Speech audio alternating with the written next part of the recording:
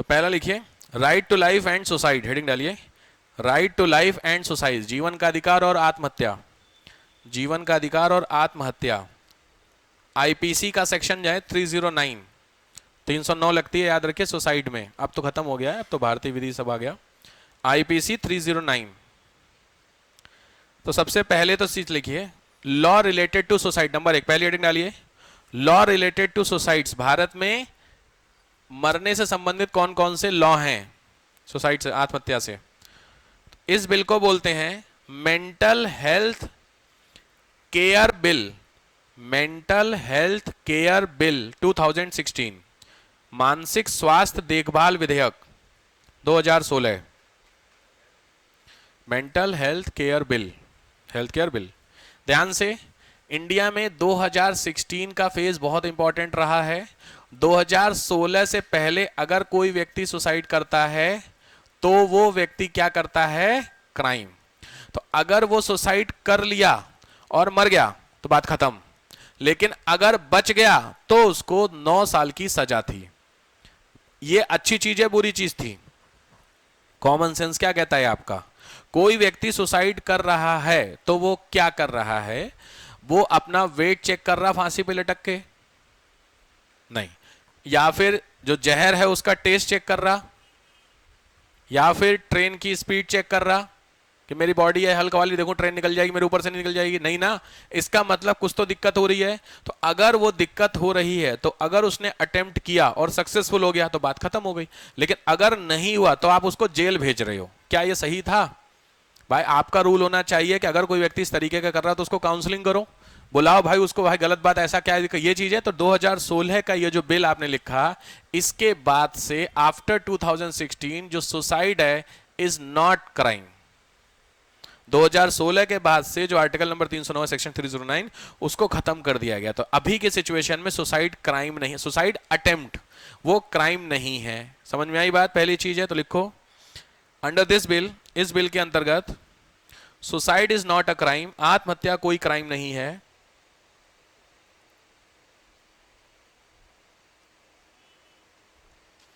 Crime नहीं है, पहला चीज।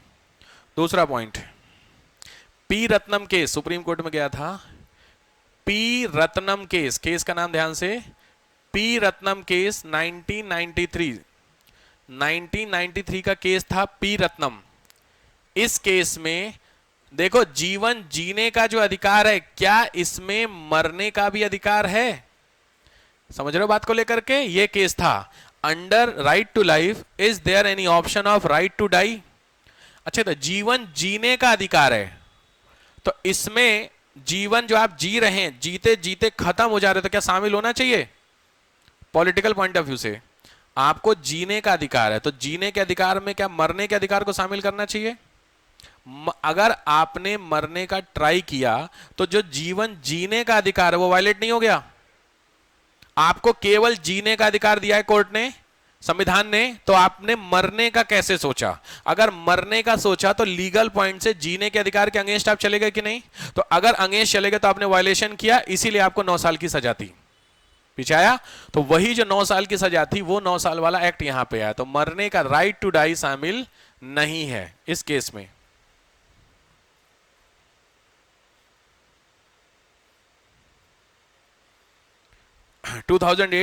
Next point, 2008 law commission of India, law commission of India जो भारत में लॉ कमीशन था, उसने रिपोर्ट में बोला, डैश करके, लॉ कमीशन होता है विधि आयोग, वो एक रिपोर्ट सबमिट करता है। तो उस रिपोर्ट में बोला गया कि जो डैश करके लिखो, suicide dash out of crime, आत्महत्या को क्राइम से बाहर निकालो, सुसाइड को आउट ऑफ क्राइम, क्राइम से बाहर निकालने का कुछ ऑप्शन बोला गया, सुसाइड को क्राइम से बाहर निकालने का बोला था। ठीक है, तो अब लिखो डैश करके, मतलब नेक्स्ट पॉइंट, इन इंडिया, भारत में टाइप ऑफ सेल्फ डेथ, मरने का जो अधिकार है उसके टाइप, तो in India type of self death या सेल्फ किलिंग आप वर्ड यूज कर सकते हो, खुद को मारने का अधिकार है? तो आंसर है ये 2 टाइप, सेल्फ किलिंग को ब्रैकेट में क्या लिखोगे, जो मैंने अभी आपको लिखा है, क्या, यूथेनेशिया, इच्छा मृत्यु। तो दो तरीके की इच्छा मृत्यु होती है, एक होती है एक्टिव और दूसरी होती है पैसिव। सक्रिय और निष्क्रिय इच्छा मृत्यु आपकी दो अलग अलग तरीके की इच्छा मृत्यु होती है, एक्टिव और पैसिव। एक्टिव और पैसिव दो आपकी इच्छा मृत्यु है।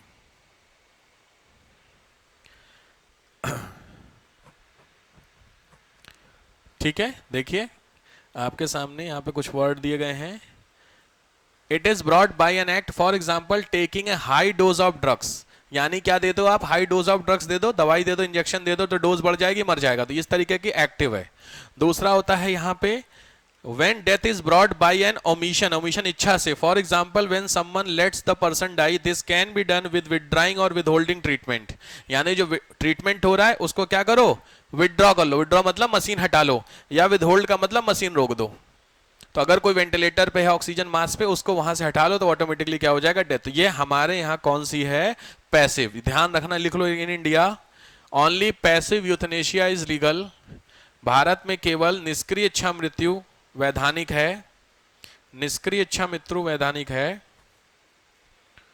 But under two condition. Under two condition, दो शर्तें हैं। नंबर एक, permitted only by the court, केवल न्यायालय द्वारा परमिट होगी।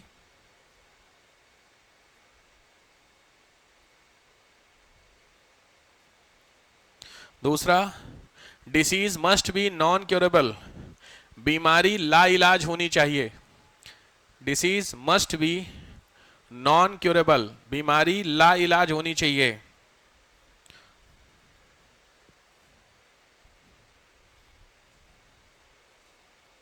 ठीक है, और थर्ड है written permission of blood relation. Blood relation समझ गए, खून के रिश्ते वाले के रिटन परमिशन चाहिए, ओरल नहीं। अभी हाँ बोल दिया, बाद में 10 मिनट करना, नाम ने कब बोला था, रिटन परमिशन। एक्चुअली अरुणा सानबाग का बहुत फेमस केस है, मे बी आपने सुना होगा, नहीं सुना होगा, आप गूगल पे पढ़ लीजिएगा। एक फीमेल थी, अरुणा सानबाग, ध्यान से समझ लो, ये केस स्टडी है। अरुणा सानबाग का केस था। ये केस क्या था, बेसिकली ये जो थी, ये मुंबई जो है, उस मुंबई के एक हॉस्पिटल में नर्स थी। ठीक है, तो इस नर्स में वहां का एक वार्ड बॉय था, उसने किया था रेप। और रेप करने के बाद कुछ इस तरीके से हुआ था जिससे मेंटली जो चीजें थी वो इनकी ऑलमोस्ट खत्म हो गई थी, सिंपली भाषा में कोमा। तो जब ये कोमा में चली गई थी तो पिछले करीब 24-25 साल से कोमा में थी। तो जब 24-25 साल से कोमा में होंगे तो इनके जो हॉस्पिटल का खर्चा या बाकी जो चीजें थी उसको लेकर के इनके परिवार वालों को, क्योंकि पॉसिबल नहीं लग रही थी चीजें, तो वहां से इंडिया का पहला कोर्ट में जाकर के इन्होंने परमिशन मांगी थी, इनके घर वालों ने, मरने की। तो उस केस के बाद से चीजें स्टार्ट होती हैं, वहां पे जाकर के यूथनेशिया वाला कॉन्सेप्ट शुरू होता है। दैट इज अराउंड 2001-2 के आसपास की कहानी है, समझ रहे बात को लेकर। वहां से फिर यूथनेशिया का कॉन्सेप्ट इंडिया में आया, उससे पहले कोई भी केस नहीं था। बाकी सुसाइडल अटेम्प्ट अलग है, वो उसका डेटा नहीं कह सकते, समझ गए। ये बड़ा इंपॉर्टेंट केस था, जिस केस के बारे में आप चाहें तो लिख लीजिएगा, एग्जाम्पल अरुणा सानबाग केस। अरुणा सानबाग का केस, अरुणा सानबाग का केस। ठीक है, ये होता है आर्टिकल नंबर 21 के बाद। नेक्स्ट है आपका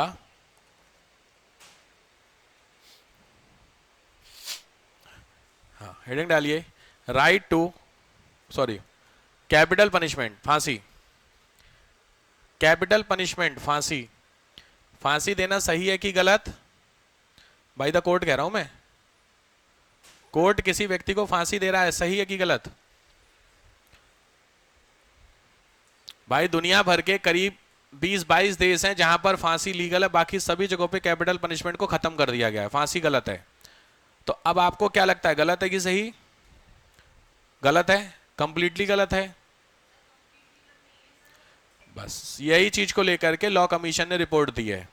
उसने बोला रेयरेस्ट ऑफ रेयर केस में फांसी चलनी चाहिए, जैसे केस हुआ था निर्भया वाला, निर्भया केस देखे थे, जो जस्टिस कमीशन बना था, जेसी वर्मा कमीशन, उस कमीशन ने बोला था बॉस अगर 18 साल से ऊपर का कोई बंदा इस तरीके के, देखो रेप केस के, देखो मैंने क्या फिर बोला यहाँ पे रेप को जस्टिफिकेशन नहीं है, लेकिन रेप एक होता है नॉर्मल, एक होता है गैंग रेप और एक होता है निर्भया वाला केस। देखे थे आप, इन तीनों केस में सिचुएशन अलग अलग है।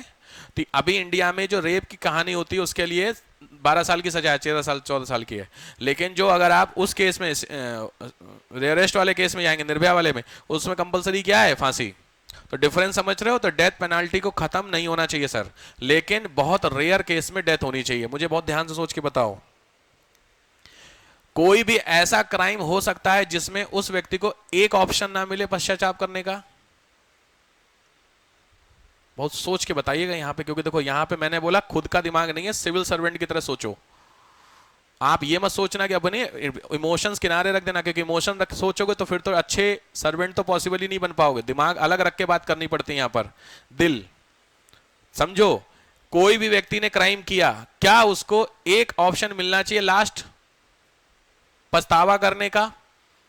अगर आपके दिमाग में बात आ रही सर क्राइम कौन सा किया, वही आ रही होगी सीधी बात, उसके लिए जस्टिफिकेशन रेयरेस्ट ऑफ रेयर का मैंने आपको पहले बता दिया कि रेयरेस्ट ऑफ रेयर केस में अगर उसका है तो अब यहां पे कंडीशन क्या होगी सर, निर्भया का क्या होगा?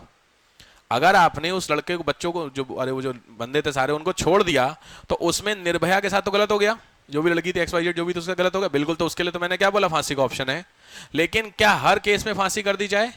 जैसे एक व्यक्ति ने 2 बंदे मार दिए, मर्डर कर दिया, इंडिया में मर्डर के लिए भी फांसी नहीं है, सिंगल मर्डर के लिए कैपिटल वो है लाइफ टाइम इम्प्रिजनमेंट, नहीं आजीवन कारावास, वो है, याद रखिए। क्यों नहीं है, उसके पीछे का रीजन है, क्योंकि अगर समझो आपके रिलेशन में किसी ने आपके पापा को कुछ बोला और आपने मर्डर कर दिया गुस्से में, अब क्या है, आपको पछतावा हो रहा है या गलती हो गई यार, खाली बोले ही तो था, आपने मर्डर कर दिया। तो अब समझिए, तो क्या अगर आपको फांसी पे लटका दिया जाए तो आपके पास एक ऑप्शन होना चाहिए, पछतावा छोड़ने का ऑप्शन नहीं है, पछतावा करने का ऑप्शन होना चाहिए कि नहीं होना चाहिए? इस चीज को लेकर के सुप्रीम कोर्ट में कई बार केस हुए, कई सारे केस, अभी बढ़ाऊंगा, बच्चन सिंह करके बहुत फेमस केस हुआ है। उस केस में सुप्रीम कोर्ट से पूछा गया कि क्या आपको लगता है, सुप्रीम कोर्ट ने कहा सही बात है, हर केस में कैपिटल पनिशमेंट देना ठीक नहीं है, उस चीज को रोकने के लिए बहुत सारे जस्टिफिकेशन है। तो आपसे भी कभी पूछे डेथ पेनल्टी को क्या सर लीगल कर दें भारत में, तो भारत में लीगल है, करने की जरूरत नहीं है, पहला क्वेश्चन। लेकिन क्या जनरलाइज होनी चाहिए, तो आंसर है नहीं, जनरलाइज नहीं होनी चाहिए। ठीक बात है, हर केस में इसको देने, फिर तो आप समझ रहे हैं समस्या हो जाएगी, फांसी पे लटकाना ये वो करके। क्यों? इंडिया कैसा है, डेमोक्रेटिक, लोकतंत्र में फांसी बहुत गलत हो जाती है, याद रखिएगा भाई। अगर आपने फांसी के अधिकार को सही कर दिया, इसका मतलब गवर्नमेंट के अगेंस्ट में कोई भी खड़ा है, सरकार कोई भी ब्लेम करके फांसी पे लटका दे, तो इसमें क्लियर सबसे बड़ी दिक्कत किसको आ जाएगी, जुडिशरी के ऊपर ब्लेम हो जा रहा है, न्यायपालिका गड़बड़ हो जा रही है हमारी, इसका मतलब है। इसीलिए सुप्रीम कोर्ट ने कुछ कंडीशंस रखी हैं। वो कंडीशंस क्या होती हैं, उससे पहले कुछ चीजें जान लीजिए। हेडिंग डालिए, मृत्युदंड, डेथ पेनल्टी, कैपिटल पनिशमेंट बोलते हैं,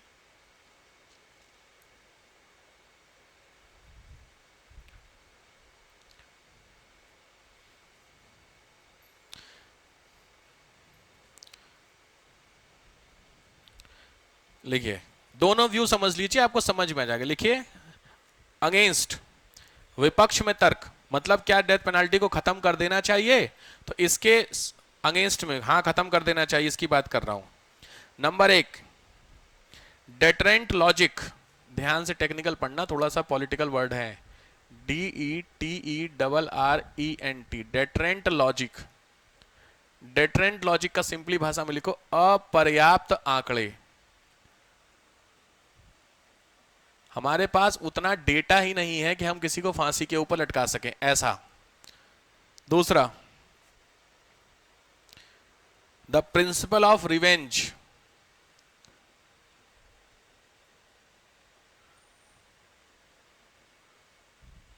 प्रतिशोध का सिद्धांत बोलते हैं इसको। प्रतिशोध समझ गए, एक ने मारा तो आप उसके गुस्से में जाकर के नहीं, एन आई फॉर एन आई, आंख के बदले आंख, ये कहानी गड़बड़ होती है, याद रखिए। प्रतिशोध का सिद्धांत ये कभी भी डिसीजन का बेस नहीं हो सकता। किसी ने आपको एक थप्पड़ मारा तो आप उसको एक थप्पड़ मारो, ये सॉल्यूशन थोड़ी है। क्या लगता है ये सॉल्यूशन है? अगर आपको लगता है तो मैंने क्या बोला, आपका अपना लगना और एक सिविल सर्वेंट का लगना, दोनों में बहुत फर्क है। डीएम आदमी को थप्पड़ मार दिया जाएगा तो डीएम आदमी उसको घुमा के कभी थप्पड़ नहीं मारेगा, क्योंकि डीएम मार देगा समस्या हो जाएगी, फिर वो अलग बात है, फिर अलग से पकड़वा के कूटे, वो सब अलग मैटर है, लेकिन प्रैक्टिकली खुद हाथ नहीं चलाएगा। फर्क समझ में आ रहा? लेकिन आपके हाँ क्या बात करें सर, हमें कोई मारे हम छोड़ देंगे, बस यही समस्या है। इसीलिए आप नॉर्मल है, वो डीएम है। डिफरेंस समझ में आ रहा है? यही फर्क हो जाता है। तो कभी भी याद रखिए, प्रसोद का सिद्धांत यानी doctrine of revenge follow up नहीं होना चाहिए। अच्छा एक चीज बताइए, यूएस में एक्चुअली केस स्टडी की गई थी, टेक्सास, आपने सुना होगा, यूएस का एक फेमस स्टेट है टेक्सास। वहां की जो कोर्ट थी, उस कोर्ट ने कई सारे मैटर में जो फांसी की सजा थी, लाइफ इम्प्रिजन, ये कैपिटल पनिशमेंट, उसको कम कर दिया था, खत्म कर दिया था। सोचिए वहां का जो क्राइम रेट है वो कम हो गया। समझ रहे मेरी बात? फांसी की सजा को माफ करने से वहां का जो क्राइम रेट था वो भी कम हो गया। ये एग्जाम्पल यूएसए ने दिया है। इसका मतलब ऐसा नहीं है जो आपको लगता नहीं है कि फांसी की सजा होनी चाहिए, उससे क्राइम का। इंडिया में क्या बोला था? नहीं सर फांसी की सजा दे दो, लोग डरेंगे। ना ना ना ना ना, बोलने में और समझने में फर्क है। समझ में आ रहा है? लिख लो third point, Texas state. Third point, Texas जो स्टेट है, इस टेक्सास में लिखो डेथ पेनल्टी, जो death penalty reduce proportional to crime reduction, यानी डेथ पेनल्टी कम हुई और साथ में जो क्राइम था वो भी ऑटोमेटिकली आपका कम हो गया। ये एग्जांपल मिला है। ये हुआ मैंने क्या सिखा रहा हूं आपको? सपोर्ट में, और इसके अगेंस्ट में कि डेथ पेनल्टी खत्म हो जानी चाहिए, इसके ना। अब आओ दूसरे पक्ष भी जान लो। देखो सपोर्ट में, सपोर्ट में, सपोर्ट में लिखो नंबर 1, बेटरमेंट ऑफ सोसाइटी, समाज के भले के लिए। बेटरमेंट ऑफ सोसाइटी, समाज के भले के लिए, समझ गए? वही वर्ड होता है ना, बेटरमेंट ऑफ सोसाइटी। दूसरा, some crime are so heinous, कुछ अपराध इतने जघन्य होते हैं। Some crimes are so heinous, कुछ अपराध इतने जघन्य होते हैं, that penalty is the only option, मृत्युदंड ही क्या है? एक मात्र उपाय है। Death penalty is only option. समझ गए? कुछ इस लेवल पे हो सकते हैं।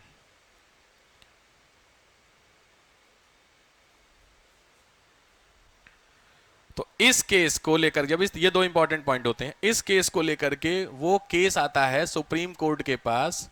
उस केस का नाम है मच्छी सिंह वर्सेस पंजाब 1989। ये केस है मच्छी सिंह वर्सेस पंजाब 1989 का केस। इस केस में सुप्रीम कोर्ट ने डिसाइड किया, इस केस में जो सुप्रीम कोर्ट था उसने ध्यान से 3 बेस दिए हैं। अगर किसी व्यक्ति को फांसी की सजा देनी है, कैपिटल पनिशमेंट, तो देयर आर 3 बेसिस। इन 3 होने चाहिए, उन्हीं 3 बेसिस पर फांसी होनी चाहिए सुप्रीम कोर्ट। सो अब इंडिया में अगर किसी को फांसी हो रही है तो इन्हीं 3 आधारों पे हो सकती है। ठीक है? पहला लिखिए, हीनियस क्राइम, जघन्य अपराध। जघन्य अपराध को ही मैंने पीछे वर्ड किया था, रेयरेस्ट ऑफ रेयर। मर्डर का भी एक तरीका है, लेकिन दूसरे तरीके से मारा गया, नहीं ये करके वो करके, रेयरेस्ट ऑफ रेयर। दूसरा होता है मर्डर, ये लॉ में भी पढ़ाया जाता है। मर्डर अगर याद रखिए मनी के लिए किया गया है, ध्यान से, पैसे के लिए अगर मर्डर किया गया है तो उसके लिए इंडिया में फांसी है। तीसरा, बिल्कुल, थर्ड है माइनॉरिटी का मर्डर करने पर। अगर आपने अल्पसंख्यकों का मर्डर किया, अल्पसंख्यक समझ गए? अल्पसंख्यक का मतलब होता है एससी, एसटी, ओबीसी, बाकी जितने भी 6 जो कास्ट होती हैं, हिंदू छोड़ के। हिंदू एससी एसटी आएंगे, बात को समझना। मतलब हिंदू के जनरल को मार दें सर, हाँ 6 रिलीजन कर लो, समझ गए? कौन से? मुस्लिम, सिख, क्रिश्चियन, जैन, बुद्ध, पर्सियन, 1 2 3 4 5 6, समझ गए? तो ये 6 लोगों का मर्डर करने पर। और चौथा एक और अभी ऐड किया गया है, वो है नॉन कैपेबल पर्सन का मर्डर करने पर। Non capable murder, non capable murder समझ गए? ऐसे व्यक्ति का मर्डर करना जो कैपेबल नहीं है। कैपेबल में डैश करके लिखो वुमेन, वुमेन ब्रैकेट में लिखना मेंटली अनसाउंड, ऐसी महिला जो अनसाउंड मतलब पागल, सिंपल, विक्षिप्त। दूसरा होता है बच्चा, चाइल्ड। और तीसरा होता है वीआईपी, गणमान्य व्यक्ति, वीआईपी। वीआईपी वीआईपी को गलत नजर से मत देखिए, हर कोई वीआईपी गलत थोड़ी है। मोदी गोली मार दोगे क्या लगता है आपको? राहुल गांधी को गोली मारना क्या लगता है अच्छी चीज है बुरी चीज है? अब सोच रहे हो तुम लोग बेशर्मो, अब राहुल गांधी को गोली मारना गलत है, किसी भी व्यक्ति। इसका मतलब आप समझ नहीं रहे बात को, आप दिक्कत समझ, आप ना वायलेंस को यस कर रहे हो, गोली मारना सॉल्यूशन थोड़ी। आप इलेक्शन मत जिताइए, बात खत्म। 22 इलेक्शन, 2029 के इलेक्शन अगर हारा कांग्रेस, खत्म कांग्रेस का ये तो हिसाब चल रहा है सीधी बात। बिहार का इलेक्शन धीरे धीरे सारे इलेक्शन हार ही रहे, काम खत्म। क्या ऐसा आप गोली थोड़ी मार दोगे यार? बात आपको पसंद नहीं है, बट इंडिया में 10% लोग होंगे जिनको पसंद होगा, फिर उनका क्या, फिर तो कहेंगे मोदी को हम मारेंगे। प्रैक्टिकल बात, तो कहीं ना कहीं चीजें गलत हो गई ना चीजों को लेकर, तो ऐसा संभव नहीं है ना भाई। तो इसमें हाँ भाई, मर्डर थोड़ी कोई सॉल्यूशन है किसी चीज का। आपको लगा नहीं नहीं पाकिस्तान का इलाज एक ही मिसाइल गिरा दोगे, नहीं भाई, नुकसान आपका होगा। पाकिस्तान का क्या भाई, मैंने बोलता हूँ भिखारी के 10 थप्पड़ मारोगे क्या मिलेगा? आप ऑडी से उतरे, रिक्शे वाले के 10 थप्पड़ मारे आपने, उसने एक मारा, आपकी कितनी औकात रह गई? आप तो ऑडी में, वो रिक्शे पे, यही तो डिफरेंस, यही तो डिफरेंस आ गया, बात खत्म हो गई। तो अगर उसके रिक्शे से आपकी ऑडी में लग भी गया, आप उतर रहे, छोड़े भाई, जा हो गया, क्योंकि आप समझ रहे हैं, क्योंकि उसका रोज का काम है भाई बहस करना, चीजों को लेकर करना। जब मैं गाड़ी लेकर निकलता हूं, आपको पता है अगर आपके पास ठीक ठाक कोई भी गाड़ी है, उसको एक बार अगर आप इंश्योरेंस करवाने ले गए या नॉर्मली मेंटेनेंस, तो 20-25 हजार रुपए आपके सीधे लगेंगे। अब बहस, सीधी बात, अब उनसे आप बहस करो, 20-25 हजार रिक्शे वाला तो कत्ता ही नहीं दे पाएगा, वो कहां से देगा बेचारा, वैसे भी नहीं दे पाएगा, तो आप उससे बहस करोगे। और जनरली आपने रोड पे जब निकल जाओ अपनी गाड़ी लेकर के, तो देखो जनरली उन्हीं से आपकी, मतलब वही लोग ऐसे होते हैं, या तो वो ऑटो वाले होंगे, उनकी गाड़ी में क्या लोहा लोहा भरा हुआ है। दूसरे आजकल वो चल रहे हैं ई रिक्शा, हाँ रिकॉर्ड हो रहा है, वो नहीं बोलेंगे, उसका एक नया वर्ड होता है ई रिक्शा, वो भी पूरा लोहा लोहा। टेम्पो देखियो पूरा लोहा लोहा, ठेले वाले लोहा लोहा। तो जब उनसे आप अपनी गाड़ी को कैसे करोगे? बात को समझ रहे प्रॉब्लम? कौन थे? हमारे कार फाइबर बॉडी हिलती रहती, कोई भी आप बड़ी से बड़ी ब्रांड की क्लास गाड़ी उठा लो, उसको ऐसे हाथ से दबाओ, देखो तब जाती कि नहीं जाती थे। ठीक है प्रीमियम भैया। तो इस सेंस में इंडिया में क्या होता है, जो सुसाइड होता है, मतलब कैपिटल पनिशमेंट है, उसको क्या कर दिया गया, बेस। बट लिखो आफ्टर निर्भया केस, नेक्स्ट लिखो, but after Nirbhaya case, Nirbhaya case के बाद गवर्नमेंट फॉर्म अ कमीशन, सरकार ने एक आयोग बनाया। Government form a commission, government ने एक आयोग बनाया, ध्यान से उसको लिख लीजिए, जस्टिस वर्मा कमीशन। ये नेक्स्ट होमवर्क है, जस्टिस वर्मा आयोग। बताइए, justice Verma commission, Nirbhaya case, dash करके इसके रिकमेंडेशन को लिखना है शॉर्ट नोट्स में। इसके रिकमेंडेशंस को आपको शॉर्ट नोट्स में कवर करना है। जस्टिस निर्भया कमीशन, ओ सॉरी क्या बोल रहा हूँ यार, वर्मा कमीशन, ठीक है, जेसी वर्मा कमीशन, सुप्रीम कोर्ट के चीफ जस्टिस रिटायर हुए थे। इन्होंने रिकमेंड किया था कुछ बेसिस पर कि साहब ऐसे ऐसे ऐसे ऐसे ऐसे ऐसे होना चाहिए, ठीक है।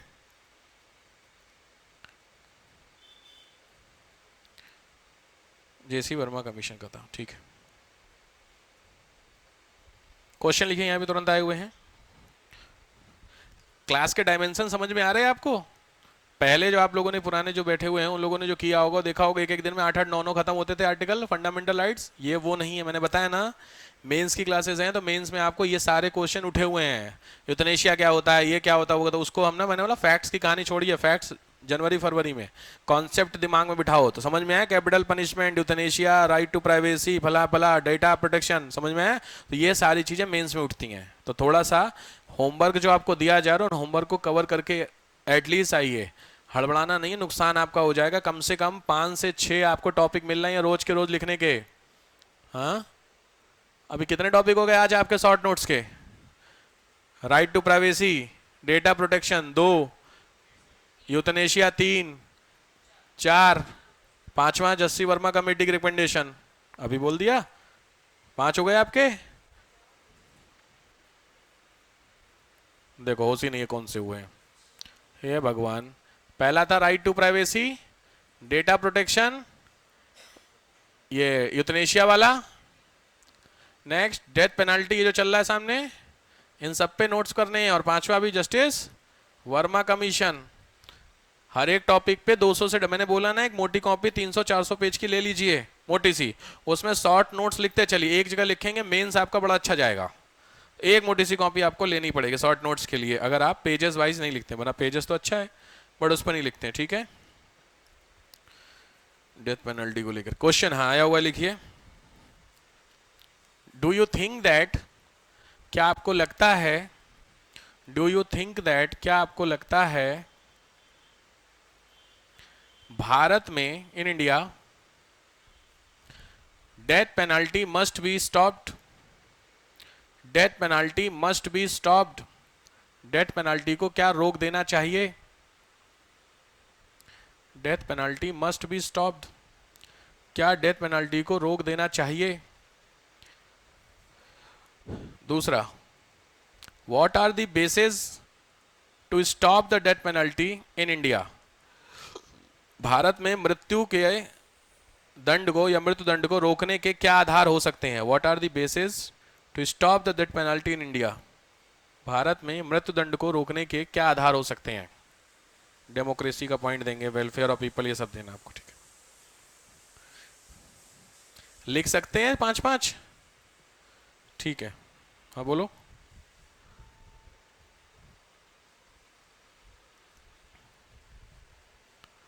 नेक्स्ट है आरटीई, इसमें टाइम, आरटीआई लिख लिया आप लोगों ने, तुम लोग सुनाए थे आरटीआई मैंने दिए थे ना लिखने के लिए। आरटीआई और भी 4-5 थे, क्या थे और आरटी भी था। आप लोग नोट करिए, बहुत सारे होमवर्क हो चुके हैं, लिखिए तो आरटीआई, राइट टू इंफॉर्मेशन। दूसरा था, और क्या था यार, राइट टू एजुकेशन, और राइट टू प्राइवेसी था, वो तो हो गया। और परसों के लेक्चर में क्या क्या था यार, हैं, रुको मैं बता दे रहा हूँ, ये हो चुके हैं लेक्चर में, तो आपको कवर करने हैं। आरटीआई हो गया, ठीक है। सिविल राइट्स एक्ट, समान अधिकार, सिविल राइट्स एक्ट, समान अधिकार कानून, सिविल राइट्स एक्ट, समान अधिकार कानून, SC/ST एक्ट जिसको बोलते हैं, वो था आपका सिविल राइट्स एक्ट,